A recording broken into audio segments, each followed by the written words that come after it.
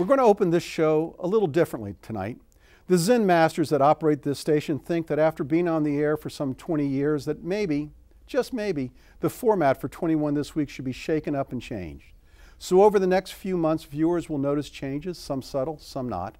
We're going to emulate the big boys in the mainstream by introducing some video. We're going to experiment with different formats like introducing interview pieces with high-profile local and state leaders.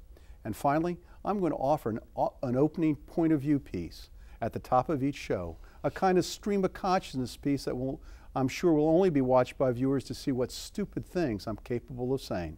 Because unlike management, I know how incredibly embarrassing I can be. Nonetheless, we're going to give it a go.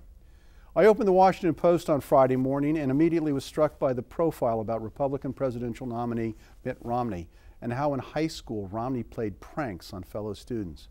Like Romney, I attended an all-boys prep school, and teenage boys being teenage boys, we were perpetually mean to one another. My heart stopped as I read the piece because I remember all of the dopey things that I did at that age, and I would be horrified if any of them became public. What would the Post discover if it sent a reporter out to investigate me? Would they find out about the time how, as a freshman, my friends and I laid in wait for the kid who never used deodorant and took showers and didn't take showers after baseball practice? How we bombed him with Right Guard and talcum powder? Would that be considered a hate crime or an act of humanity? Would they find out about how I hold the record for getting jugged from one of the Jesuits less than 10 minutes from the start of school my sophomore year because I lipped off to him thinking I was a wise guy? Was that an example of freedom of speech or religious intolerance? And what about the time that someone stuck pennies in the wall sockets to short out the old electrical system just to get out of Latin class?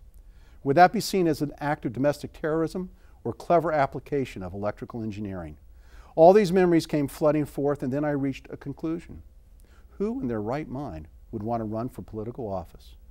Now on with the show.